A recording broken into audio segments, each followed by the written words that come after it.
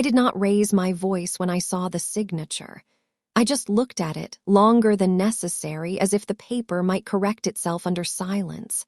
My name was there, clean, certain, not mine. No one in the room noticed what I was staring at. They were still talking about flowers, about seating charts, about how everything had finally come together. I folded the document once and placed it back on the table. They thought I was quiet because I did not understand. They thought I would let it pass because I always had. What they did not understand was this: I had already begun remembering everything. And systems do not forget. I have always been the one people stop explaining things to halfway through. Not because I interrupt, because they assume I already understand. In my family, that assumption became a role. I was the one who handled things quietly. Forms, deadlines, small corrections that kept everything from slipping. It was never announced, never assigned. It just settled that way over time, like furniture that no one remembers placing. My father would leave envelopes on the dining table without saying anything. My mother would mention dates in passing without looking at me directly. My sister would forward messages with no context, just a short line. "Can you check this?" I never asked why it was always me. There was a rhythm to it, a quiet exchange of responsibility that did not require acknowledgement. If something needed to be reviewed, it came to me. If something needed to be signed, it passed through my hands first. Not because I insisted, because I did not refuse. I learned early that silence made things easier for everyone else, and over time it made me predictable. The house itself reflected that pattern, nothing chaotic, nothing loud. Conversations happened in fragments, often incomplete. Decisions were made in layers, some spoken, some implied. I filled the spaces in between without being asked. No one ever said thank you, but nothing ever went wrong either. That was enough. My sister's wedding was the first time the system expanded beyond the house. Suddenly, there were vendors, contracts, schedules that did not bend easily, people who expected clarity, confirmation, signatures. My parents were not comfortable with that kind of structure. They preferred things to remain within the family, where assumptions could replace details. So the work shifted toward me without discussion. I started receiving emails directly. At first, copied, then addressed. My number appeared in contact lists I had never seen before. Coordinators began calling me instead of my parents. I did not correct them. It was easier this way. The wedding itself became a kind of center point, something everything else rotated around. Conversations at dinner were no longer about daily routines. They were about venues, catering, guest lists. My sister spoke with a certainty that did not invite interruption. My parents agreed with her quickly, sometimes before she finished speaking. I listened. Sometimes they would pause as if expecting me to confirm something. I would nod. That was usually enough. When it wasn't, they would ask in indirect ways. "Everything is fine with that, right? You've looked at it. It's been taken care of." The questions were never precise, but the expectation was. I kept copies of everything, not out of suspicion. Out of habit, a quiet archive of decisions and confirmations, emails saved, documents named carefully, dates aligned. It was not something I thought about consciously. It was just how I worked. There were moments, small ones, where I noticed the imbalance. My sister would speak about the wedding as if she had arranged everything herself. My parents would agree, smiling, adding details that I knew had passed through me first. I would sit there, listening to versions of events that did not include me. I did not correct them. It did not feel necessary. Recognition had never been part of the arrangement. What mattered was that things moved forward without interruption, and they did. Vendors confirmed bookings. Payments were scheduled. Dates were locked. Everything aligned in a way that made the process appear effortless from the outside. Inside, it was precise, measured, accounted for. I did not see it as control. I saw it as maintenance. If something had gone wrong, I would have stepped in without hesitation. But nothing did. The system held. And because it held, no one looked closely at how it worked. That was the part I did not question.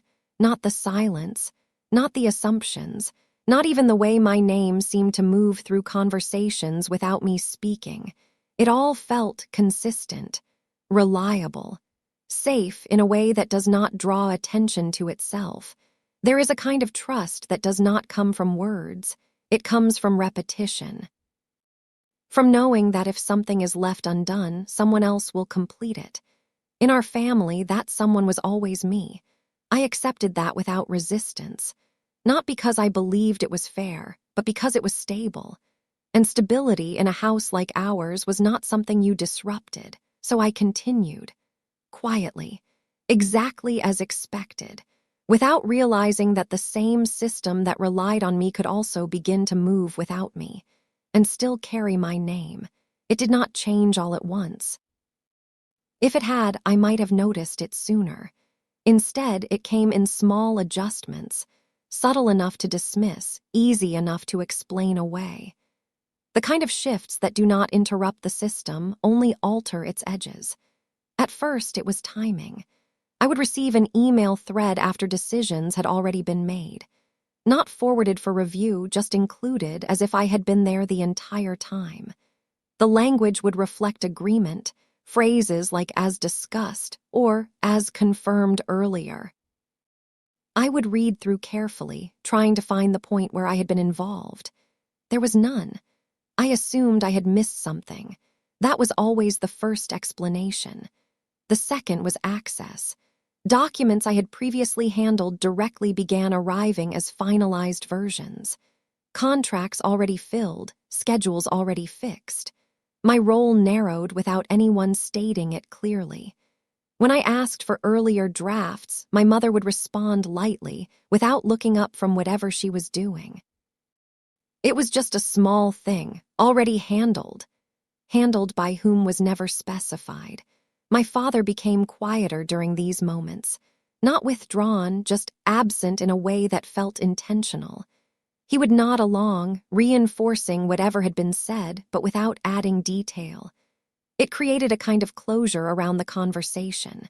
Not firm, but complete enough that asking more questions felt unnecessary or inappropriate. My sister's tone shifted more noticeably. Before, she would send me everything, even things that did not require my input. Now her messages became shorter, more directive. Just make sure this is fine. Check if this works. Let me know if there's a problem. There was no longer an assumption of discussion, only confirmation.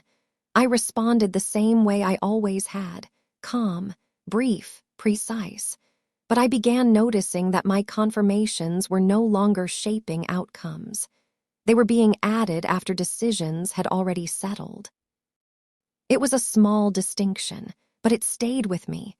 There were moments at dinner where conversations would stop when I entered the room, not abruptly, not in a way that drew attention. Just a slight pause followed by a change in topic that felt almost rehearsed. I told myself it was nothing. Weddings create pressure. People speak in fragments. Plans change quickly. It was reasonable that not everything would pass through me. Still, I adjusted. I started reviewing things more carefully. Not because I distrusted anyone, but because the pattern no longer felt as clean as before. There were gaps now, places where information did not align as neatly, dates that appeared without reference, amounts mentioned without context. I made small notes, nothing formal, just observations I kept to myself. One evening, a vendor called to confirm a detail about seating arrangements. The conversation was brief, routine. At the end, they thanked me for approving the final layout earlier.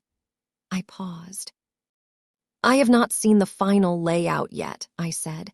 There was a short silence on the other end, not confusion, more like recalibration. "Oh," they said carefully. "We received confirmation this morning." "In writing?" "Yes." I did not ask for more details. I simply thanked them and ended the call. Afterward, I checked my email. Nothing. No draft, no message, no record of approval. I considered asking my sister or my parents, but I did not. Instead, I told myself it was a miscommunication. Perhaps someone else had been contacted. Perhaps my name had been used out of habit. It was easier to accept that. Easier than assuming intention. That night, I sat at my desk longer than usual, going through the existing files. Everything I had saved was still there, organized, consistent, clear. The earlier structure had not disappeared. It had just stopped including me at certain points. I noticed that some file names no longer matched the versions being discussed at home. Minor differences. A date shifted by a day. A number slightly adjusted. Nothing large enough to confront, but enough to notice. The next morning, my mother mentioned a payment in passing. Not the amount, just that it had been taken care of. I nodded. "Do you need me to log it?" I asked. She shook her head. "It's already done."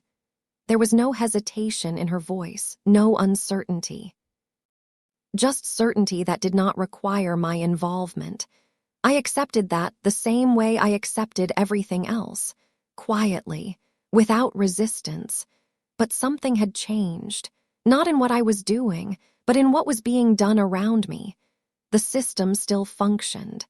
The wedding continued moving forward. From the outside, nothing appeared different. Inside, the pattern had shifted just enough to make me aware of its edges. And once you notice the edges of something, you begin to understand where it no longer includes you. I did not react. I did not question. I simply paid closer attention. Because for the first time, it felt like things were being completed in my name without passing through my hands. And I did not yet know if that was an accident or a decision. The first time it felt deliberate, I did not react. I only marked the moment. It happened in a way that could still be explained if I chose to explain it. A vendor invoice arrived in my inbox, addressed directly to me, not copied, not forwarded. The subject line included my name, written as if it had always belonged there. Inside, the message was clear. They were waiting on my confirmation to proceed with a payment already scheduled. Not requested. Scheduled. The amount was higher than anything I had seen so far.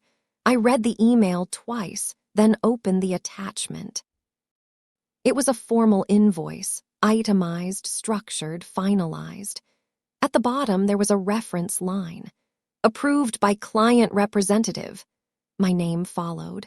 There was no hesitation in the formatting, no sign of uncertainty. It had been written with the expectation that no one would question it. I did not respond immediately.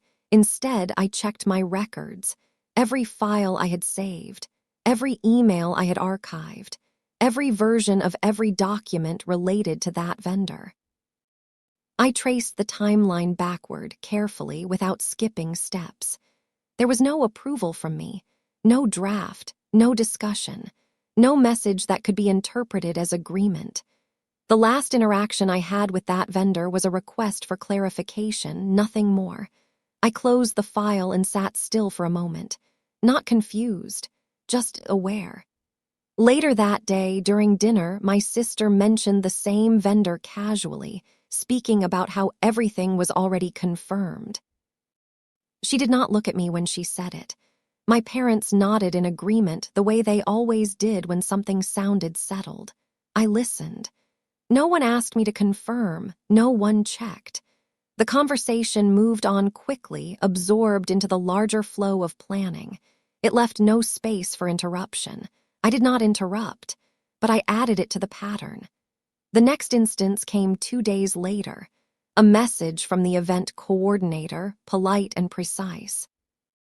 They referenced a phone conversation I had not had. They thanked me for clarifying the payment structure and attached an updated contract reflecting my instructions. I opened the document. The changes were specific: adjustments to payment deadlines, redistribution of costs, terms that carried weight beyond simple coordination. Each one was marked as approved. Each one traced back to me. I did not recognize any of it. This time, I did not look at my email first. I checked the metadata on the document: creation time, edit history, digital markers that most people do not notice unless they are looking for them. The file had been modified early in the morning, at a time when I was not awake. There were no edits from my device, no login records that matched my access.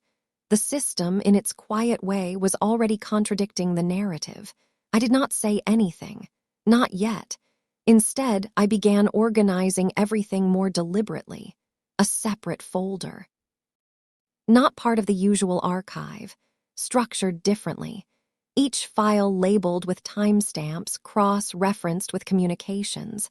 I did not rush, I did not assume, I only recorded. Patterns require consistency to reveal themselves, and the consistency was beginning to form, approvals appearing without request, decisions attributed without confirmation, records existing without origin. At home, nothing changed. My sister continued speaking with certainty. My parents continued agreeing.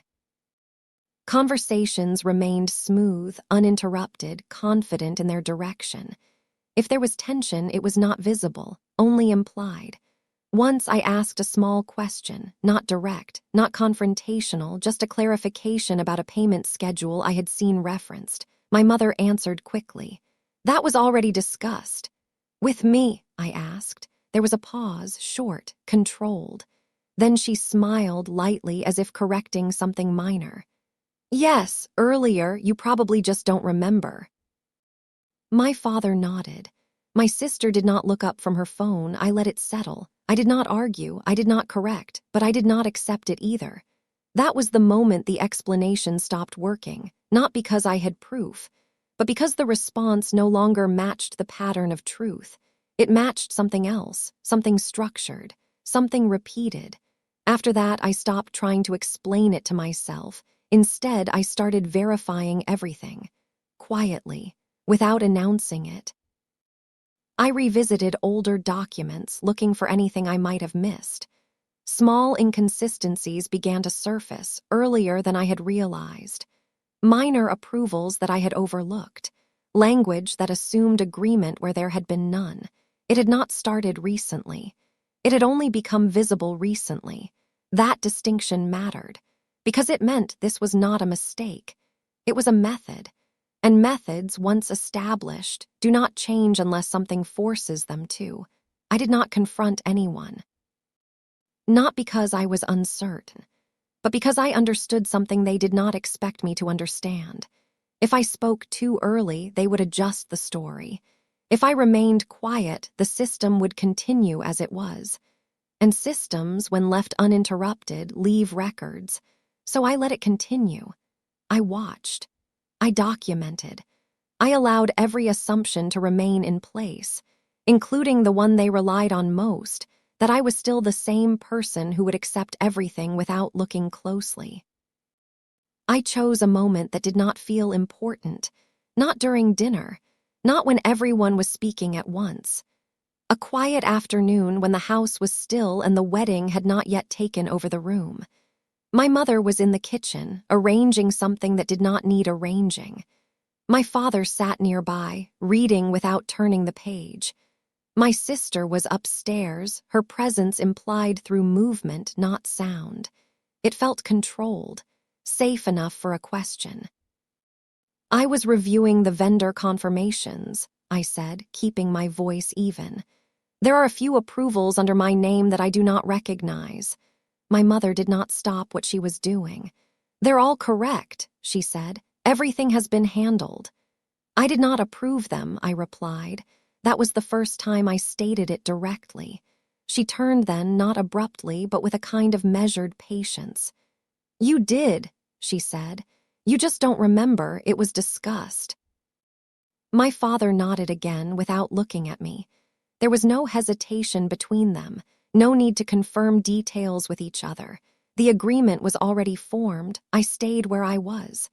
I have the records, I said. There is no message from me, no confirmation. My mother smiled, but it did not reach her eyes. You always keep records, she said almost lightly. That doesn't mean you remember every conversation. The tone was gentle, dismissive in a way that avoided conflict by softening it. I felt the shift then, not in what they were saying, but in how it was being positioned. This was not about the documents anymore. It was about my reliability, my memory, my role. My sister came downstairs before I could respond. "What's the problem now?" she asked, already impatient. "There are approvals under my name that I did not make," I said. She exhaled sharply, as if the explanation itself was exhausting. "Everything has been finalized," she said. "Why are you bringing this up now?" "I am not bringing it up now," I replied. "I am noticing it now." She laughed briefly. "That doesn't make sense," she said. "You've been involved in everything." "That is the point," I said. "These parts did not involve me." There was a pause, not long, but long enough for something unspoken to pass between them. Then my father spoke for the first time with intention. "You are overcomplicating this," he said. "It is a wedding. Things move quickly. Not everything needs to be formal." The word formal stayed with me because everything I had seen was formal, structured, documented, signed. "That is exactly why it needs to be clear," I said. My sister shook her head. "No," she said. "What it needs is for you to stop turning this into an issue." There it was, the shift from disagreement to accusation. I did not respond immediately. I watched the way the conversation was being shaped, how each statement moved slightly away from the facts and closer to something else. Disruption. Inconvenience. Timing. My mother stepped in again, her tone softer than the others. "You've always helped us," she said. "We trust you, that's why we don't question everything." It sounded like reassurance. It was not. It was a reframing. If they trusted me, then my concern became unnecessary. If my concern was unnecessary, then raising it became a problem. "You are questioning now," she continued, "at a time when everything is already under pressure." My sister folded her arms. "It feels like you're trying to create doubt," she said. "Right before the wedding." The words were careful, not accusing me of anything direct, but placing me close enough to it that the implications settled on its own. I felt the weight of it then, not the accusation itself, but how easily it could be accepted. I had always been quiet. I had always avoided conflict.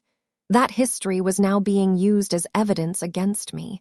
If I spoke now, it could be framed as change. And change in this moment could be framed as instability. I chose my next words carefully. "I am not creating doubt," I said. "I am asking for clarity." My father sighed. "There is clarity," he said. "You are just choosing not to accept it." The conversation closed there, not because it was resolved, but because they decided it was. My sister left the room first, already disengaged. My mother returned to what she had been doing. My father turned a page, finally. The system reset itself.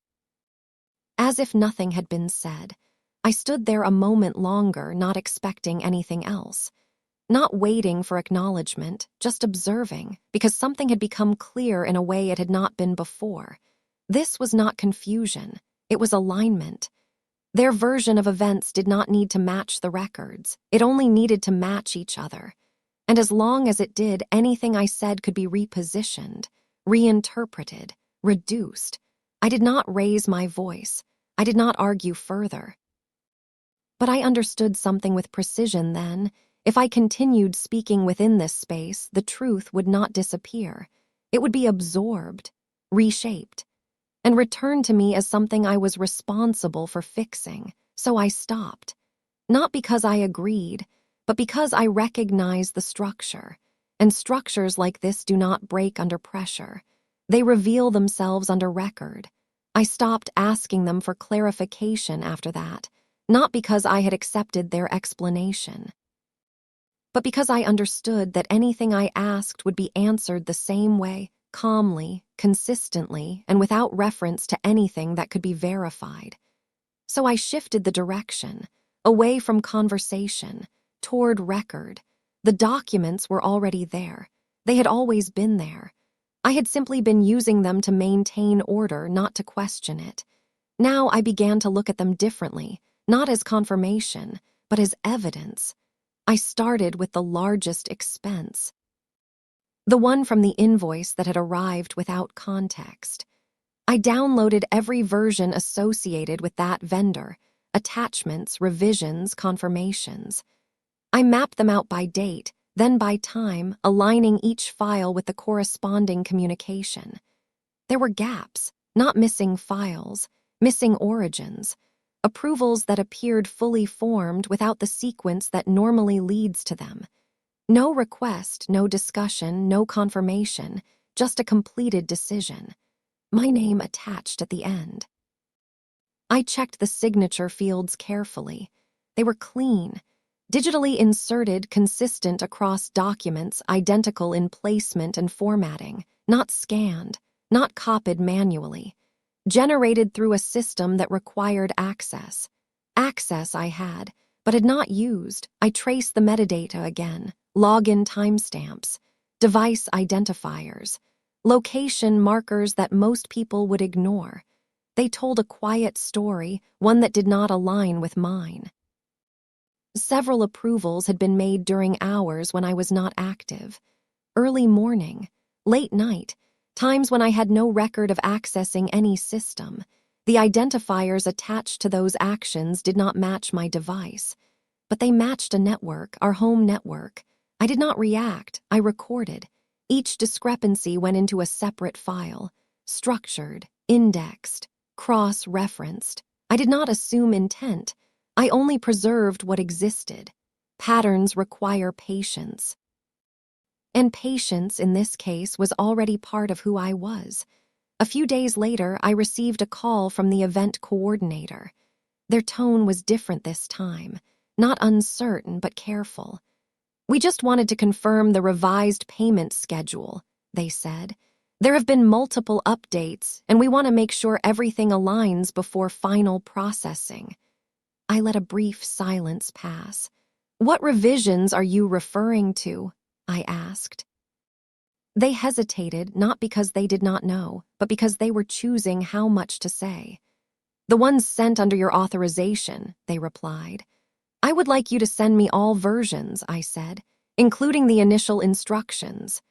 There was another pause, then quietly, "Of course." The documents arrived within the hour. This time the pattern was complete, not just isolated approvals, but a sequence.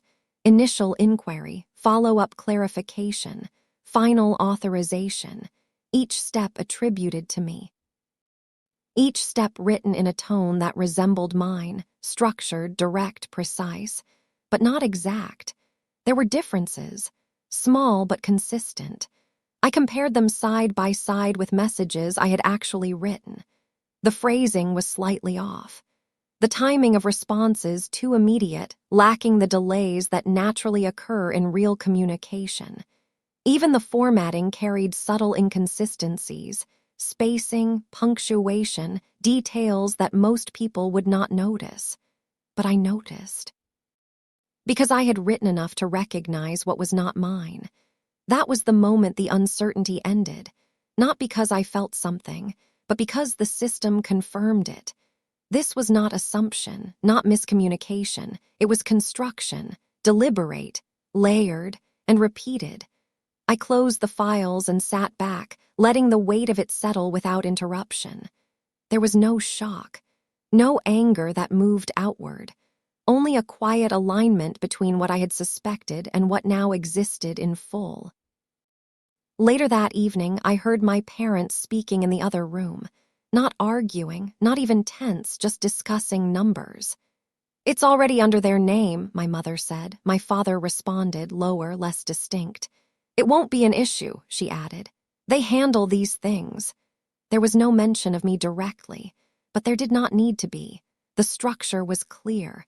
Responsibility had been placed, not through agreement, but through assumption that would appear as agreement if questioned. I did not enter the room. I did not interrupt. I returned to my desk and opened the file again.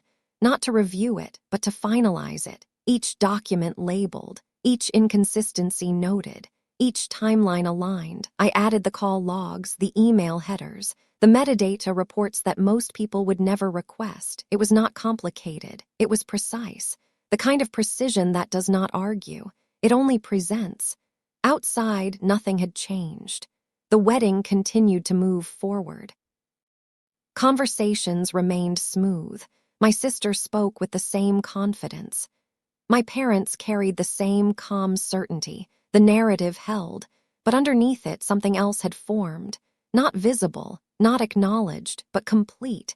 The truth was no longer something I needed to prove to myself. It existed independently now, structured, verifiable, waiting. And for the first time, I understood that I did not need them to admit anything. I did not need them to explain. I did not even need them to understand what they had done, because the system already did. And systems, once given enough information, do not rely on memory. They rely on record. The shift from contained to unavoidable did not come from inside the house. It came from outside. Systems do not wait indefinitely. They move according to their own timelines. The first notice arrived as a reminder, polite, structured, automatic. A payment deadline approaching, referencing the revised schedule I had never agreed to. The amount was listed clearly, without emphasis, as if it were already settled. It was not addressed to my parents, not to my sister. It came to me. I read it once, then marked the date. 2 days later, a second message followed, slightly firmer in tone. Still professional, still neutral, but carrying an expectation that no longer felt optional. Confirmation required. Authorization pending. The language was precise. It assumed responsibility, my responsibility. At dinner that night, my mother mentioned the payment without looking at me. "That needs to be completed soon," she said. I did not respond immediately. My father nodded, as if reinforcing a schedule we had all agreed on. My sister continued scrolling through her phone. "It's already structured," my mother added. "You just need to finalize it." There was no request in her voice, only completion waiting to happen. "I have not authorized it," I said. The room did not react the way it had before. There was no immediate dismissal, no soft correction, just a pause. Then my sister looked up. "You're still on this?" she asked. Her tone was not surprised, it was tired. "Asking for clarity is not being on this," I said. She placed her phone down, slower this time. "This is exactly what I meant," she said. "You're creating problems out of nothing." "It is not nothing," I replied. "The payment is assigned to me." "It's for the wedding," she said, "for all of us." The distinction was intentional, shared benefit, individual responsibility. "That does not change how it is structured," I said. My father leaned forward slightly. "It is already in motion," he said. "Stopping it now will cause complications." Complications, not errors, not inconsistencies, complications. "Then it should be corrected," I said. My mother exhaled, controlled but visible. "Why are you doing this now?" she asked. "Everything is almost done." There it was again, timing. Not whether something was wrong, but whether it was convenient to acknowledge it. "I am not doing anything now," I said. "This has already been done." My sister shook her head. "No," she said. "You're choosing now to make it an issue." The framing held, not what happened, but when I noticed it, not the action, but my reaction. I let the silence settle for a moment. Then I spoke again, more precisely. "The records do not match your version," I said. "The approvals were not made by me." My father's expression did not change. "Records can be interpreted," he said. That was new, not denial, adjustment. My mother followed immediately. "You've always handled things," she said. "That's why your name is there." "That is not consent," I replied. "It is understanding," she said. The distinction was subtle, but it held weight. Understanding implied agreement without requiring it to be spoken. And because I had never objected before, they were treating silence as confirmation.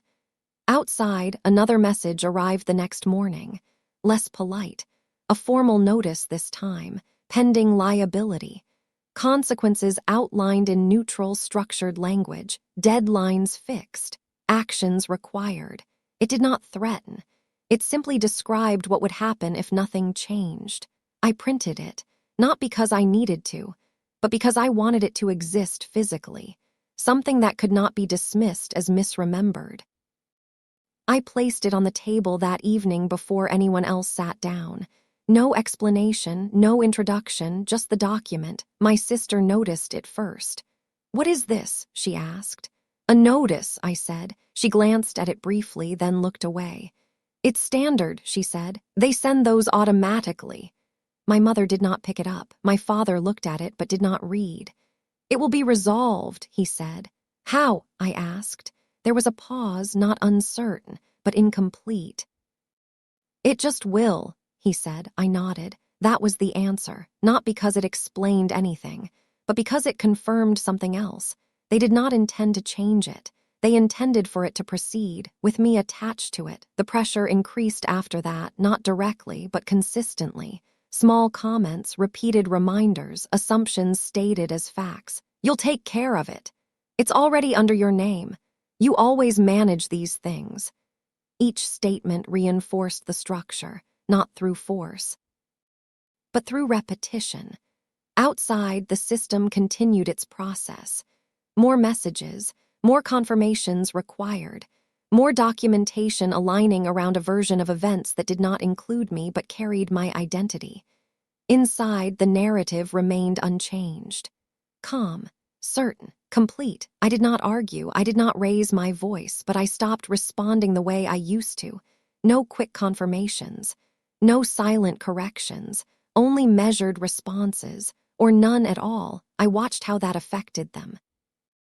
The first sign was impatience, then tension, then something quieter, uncertainty.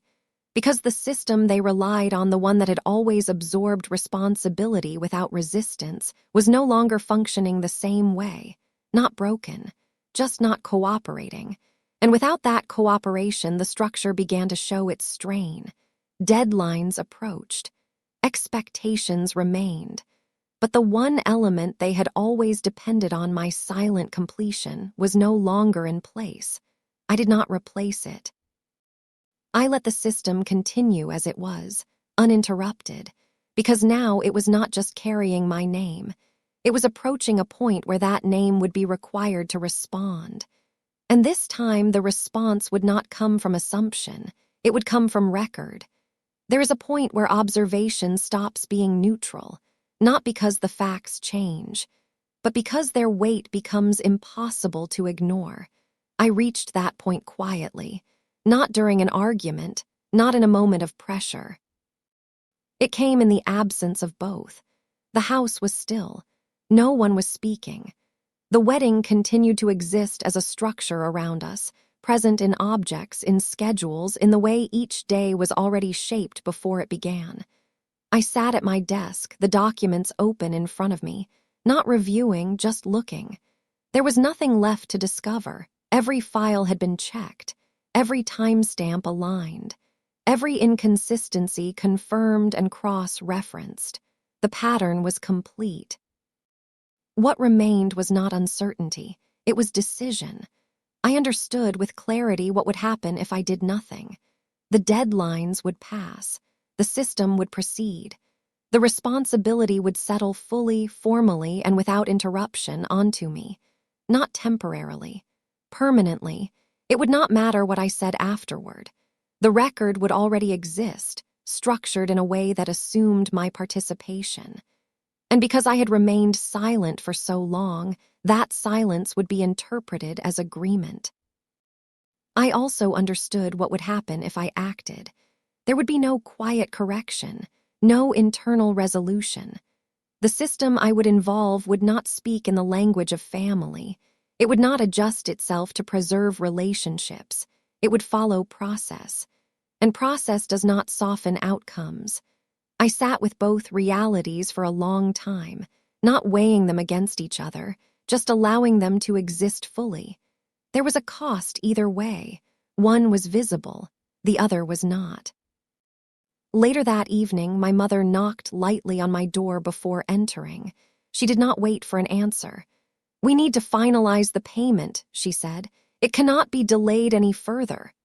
Her tone was calm, not defensive, not apologetic, just certain. I closed the file in front of me. "It is not mine to finalize," I said. She stepped further into the room. "It is already under your name," she replied. "That does not make it mine," I said. She looked at me for a moment, longer than she usually did. There was something in her expression then, not doubt, not guilt, expectation. "You are making this harder than it needs to be," she said. I did not respond immediately, because I understood what she meant. Harder for them, not for me. "This is not difficulty," I said. "This is correction." She shook her head slightly. "No," she said. "This is timing. You are choosing the worst possible time to question things." Timing again, always timing. Never substance. "Then it should have been clear before," I said. "It was clear," she replied. "You just didn't object." That was the closest they had come to saying it directly. Silence as consent, absence of resistance as approval. I held her gaze. "I did not know," I said. She did not respond to that. Instead, she shifted. "We are your family," she said. "This is not how you treat family." The words were measured, carefully placed, not loud, but heavy. I felt the weight of them. Not because they were true, but because they were meant to replace something else. Accountability. If this became about how I treated them, it would no longer be about what they had done. "I am not treating you any way," I said.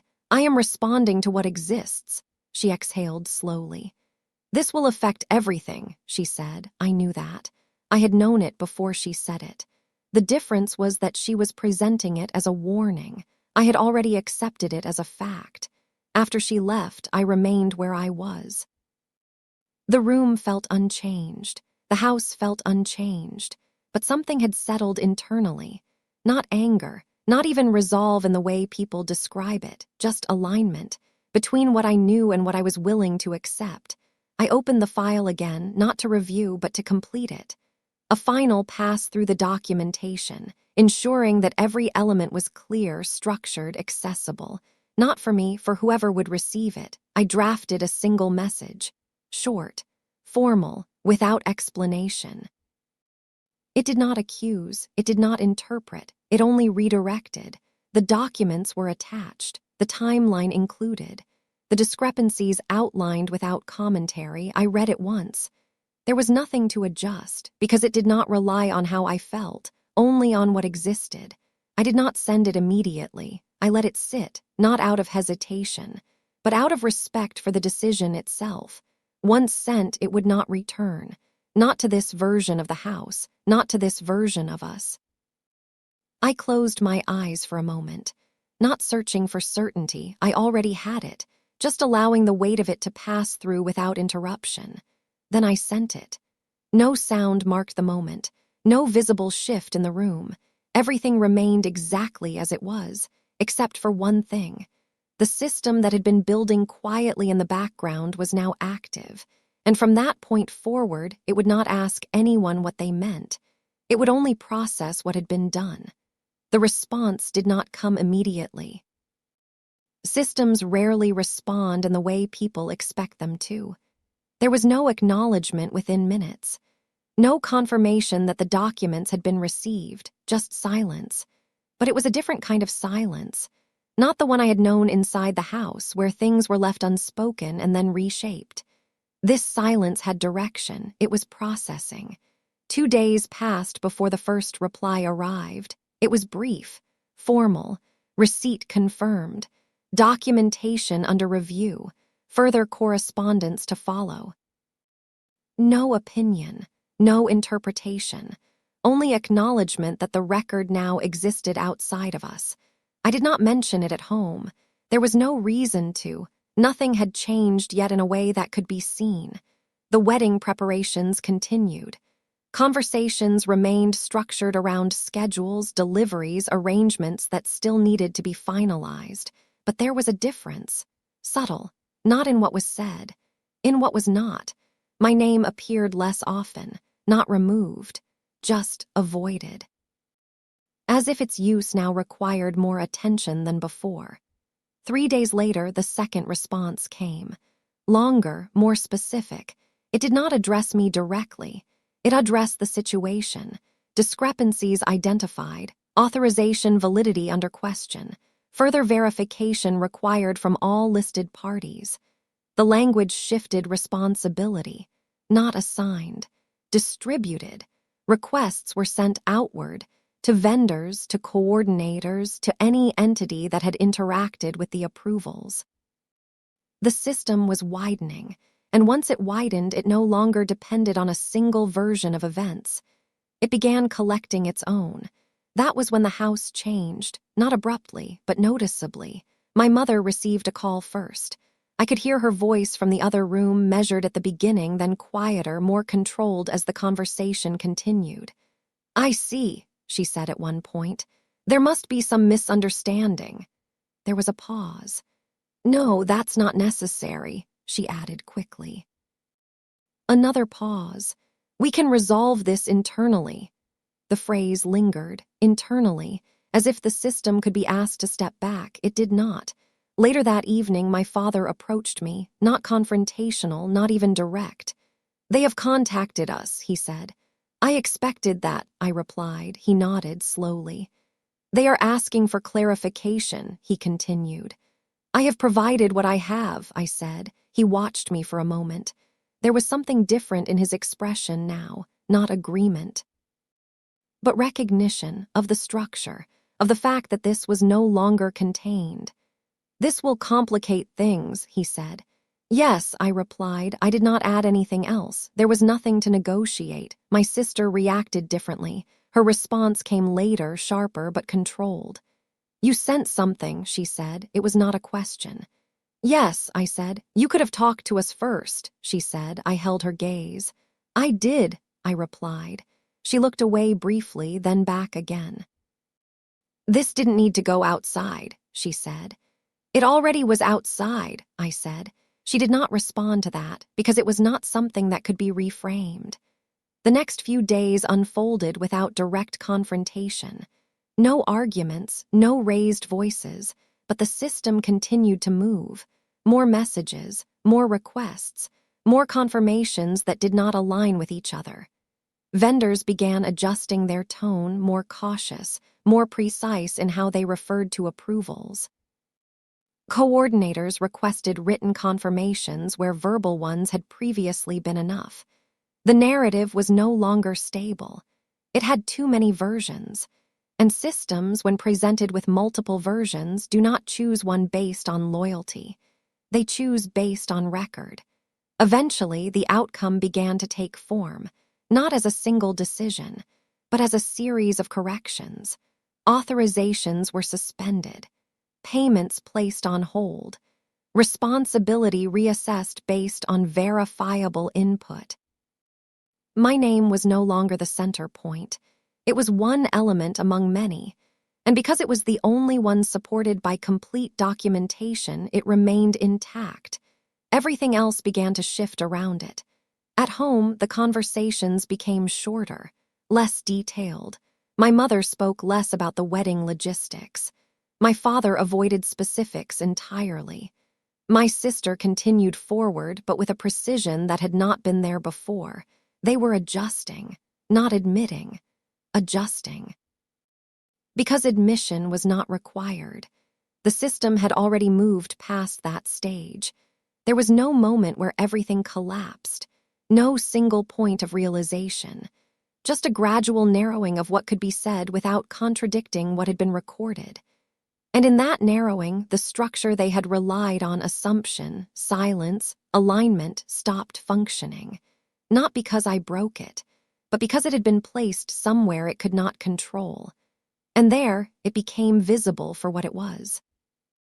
Not misunderstanding, not timing, but action recorded, processed, and quietly irreversible. The wedding still happened. Not in the way it had been described at the beginning, not with the same ease, but it moved forward, adjusted, reduced in ways that were never openly discussed. I attended, not as part of the structure, just present.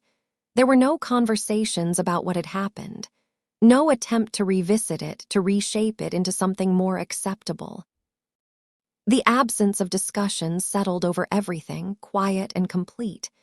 My sister moved through the day with precision, every step measured, every interaction controlled. My parents remained close to her, attentive in a way that did not invite interruption. No one asked me for anything. No documents were placed in front of me. No confirmations required.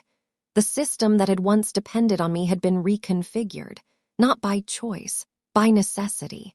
There were moments when our eyes met, brief, unresolved, not confrontational, just aware, as if something had been acknowledged without language and that was as far as it would go.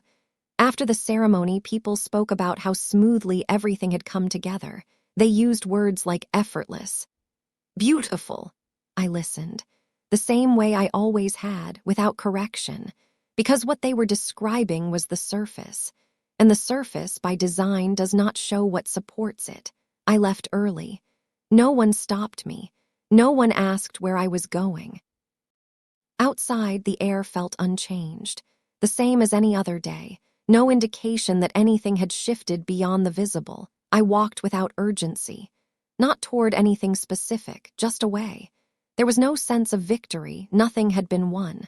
The record existed. The outcome had followed.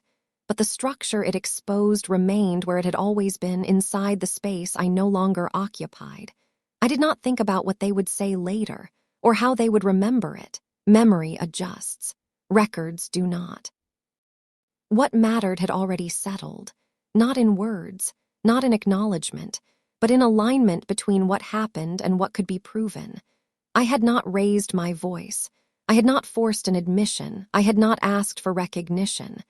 I had only allowed the system to see clearly, and once it did, there was nothing left for me to explain, so I didn't. I just stepped out of it, quietly, completely. And for the first time, my name remained where I placed it, nowhere else.